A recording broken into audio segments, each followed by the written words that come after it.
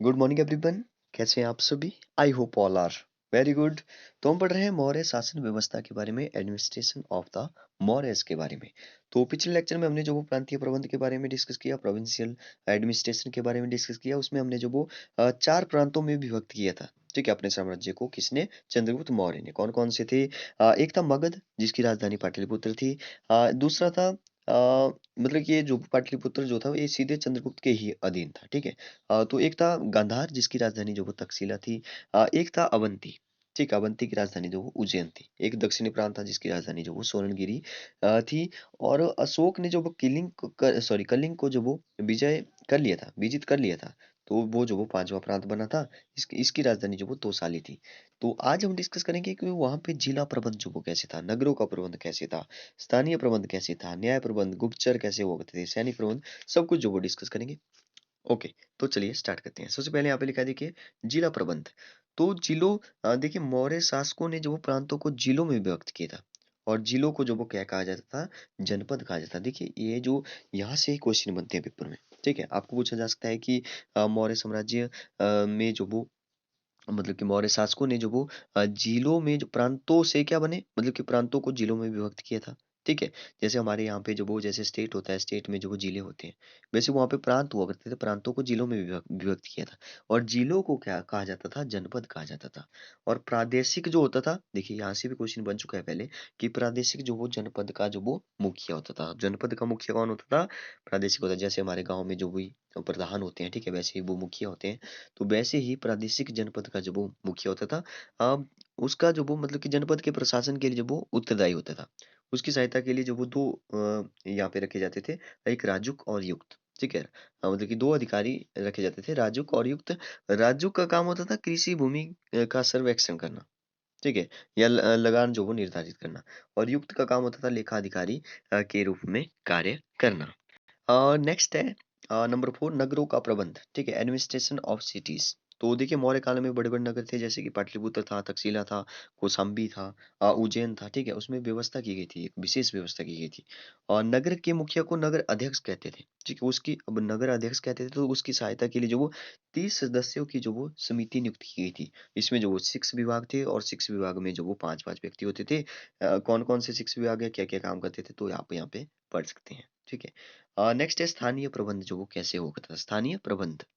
तो देखिए, जैसे हमारे यहाँ पर भी जैसे स्टेट में जो वो जिले होते हैं, डिस्ट्रिक्ट होती है। ठीक है। तो वैसे वहाँ पे जिलों या जनपद कहा हमने। ठीक है, जनपदों में जो वो कई सारे गांव होते हैं। ठीक है, हमारे भी जैसे जिलों में जो वो कई सारे विलेजेस होते हैं, गांव होते हैं, तो वैसे ही जिलों जनपदों के आगे जो वो कई गाँव में विभक्त था। ठीक है, प्रत्येक जिले में जो 5-10 गाँव तो होते ही थे। और गोप और स्थानक के इन संयुक्त गाँवों के 2 मुख्य अधिकारी होते हैं। जैसे हमारे यहाँ पर जो वो गाँव में क्या होता है, प्रधान होता है, उप प्रधान होता है, मेंबर्स होते हैं। तो वैसे ही वहाँ पे जो वो 2 मुख्य अधिकारी होते थे, एक गोप, एक स्थानक स्थानक होते थे। ठीक है।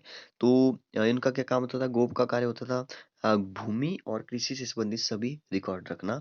जो किसका काम होता था? गोप का कार्य होता था। और स्थानिक का कार्य होता था भूमि लगान को इकट्ठा करना। और गाय का जो मुखिया होता था, वो ग्रामिक कहलाता था। ठीक है, ग्रामिक कहलाता था। तो उसकी सहायता के लिए जो पंचायत होती थी, और पंचायत केंद्रीय सरकार प्रांतीय मगध में जो बहुत कम हस्तक्षेप करती थी। तो याद रखिए, प्रत्येक जिले में जो वो 5-10 गांव होते थे, गांव में जो 2 प्रमुख अधिकारी होते थे, गोप और स्थानक। गोप का कार्य होता था कृषि से संबंधित, और स्थानिक का काम होता था भूमि का लगान इकट्ठा करना। ठीक है, गांव का प्रमुख जो वो ग्रामिक होता था, उसकी सहायता के लिए पंचायत होती थी। ठीक है। नेक्स्ट बात करेंगे वित्तीय प्रबंध की, फाइनेंशियल एडमिनिस्ट्रेशन की। देखिए, फाइनेंशियल एडमिनिस्ट्रेशन भी बहुत अच्छी थी उस टाइम। तो काफी अच्छा था। साम्राज्य की आय का मुख्य स्रोत जो भूमि कर था। ठीक है, मुख्य स्रोत जो था वो भूमि कर था। ठीक है। तो वह भूमि की उपजाऊ शक्ति के अनुसार जो कुल उपज का 1/6 से लेकर के 1/4 जो वो भाग लिया जाता था। आपको पूछा जा सकता है कि 1/6 या 1/4, तो 1/6 से लेकर के 1/4 तक लिया जाता था। एग्जैक्ट यहाँ पे नहीं है, लेकिन 1/4 से 1/6 या 1/6 से 1/4 तक लिया जा सकता था। ठीक है, इसे भाग कहते थे। क्या कहते थे? भाग कहते थे। और मौर्य शासक कृषि की उपज बढ़ाने के लिए किसानों को जो वो कई सारी सुविधाएं देते थे।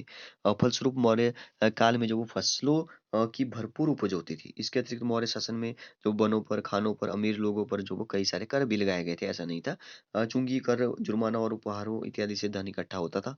ठीक है, जैसे आजकल भी टैक्स लगता है। ठीक है। तो कर एकत्रित करते समय इस बात का विशेष ध्यान रखा जाता था कि लोगों से अनुचित कर एकत्रित न किए जाए, ठीक है?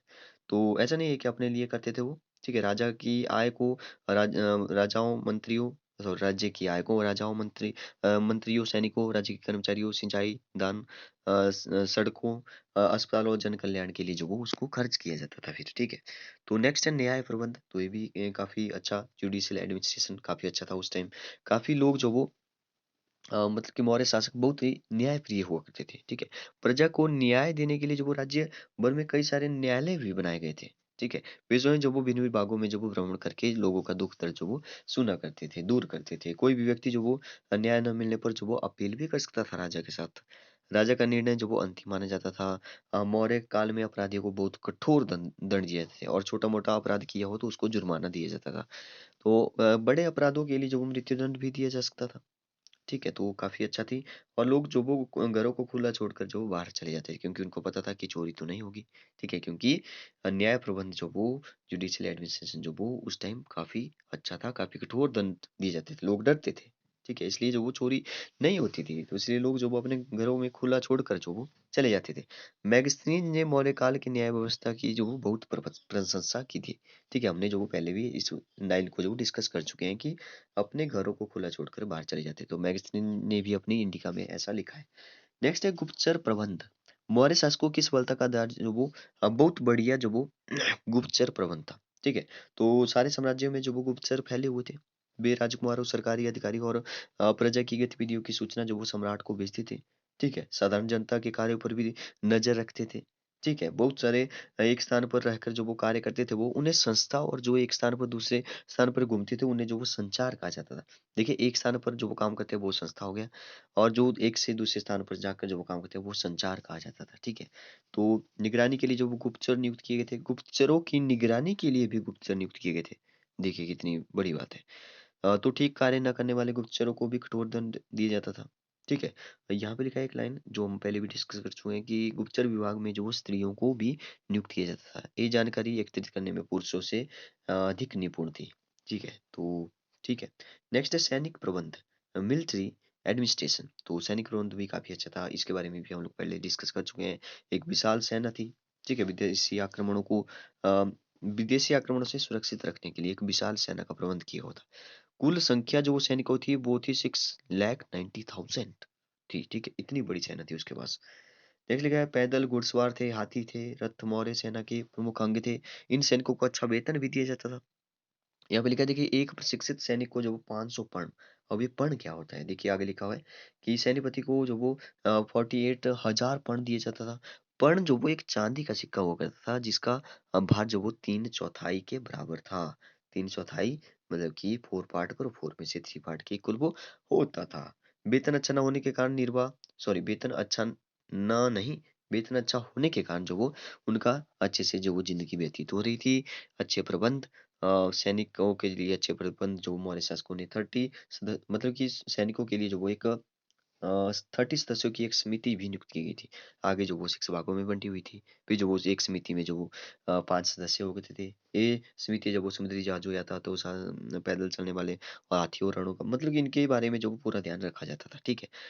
तो इसके बारे में भी हम लोग पहले डिस्कस कर चुके हैं। मैगज़ीन ने जो वो अपनी इंडिका के बारे में, इनके बारे में भी लिखा हुआ बहुत कुछ। तो यहाँ पे लिखा है डॉक्टर अरुण भट्टाचार्य के अनुसार भारत में पहले दृढ़ और कुशल प्रशासनिक संगठन की नींव जो वो मौर्य शासकों द्वारा ही रखी गई थी। ठीक है। इसके बाद हम डिस्कस करेंगे अशोक का दम। आपको बताएगा अशोक ने जो वो कलिंग के युद्ध के बाद जो वो क्या क्या अपना लिया था। बहुत इंटरेस्टिंग है आगे वाली स्टोरी। तो अशोक ने धर्म का प्रचार भी किया, ठीक है? कैसे कैसे उसने जो वो बौद्ध धर्म को अपनाया, बौद्ध धर्म का प्रचार सॉरी बौद्ध धर्म का जो वो उसने प्रचार किया, ठीक है? प्रचार किया उसने बौद्ध धर्म का। तो उसने अपने बेटे को कहाँ भेजा, बेटी को कहाँ भेजा, वो सब कुछ डिस्कस करेंगे अगली पार्ट में। Okay, thank you and have a nice day.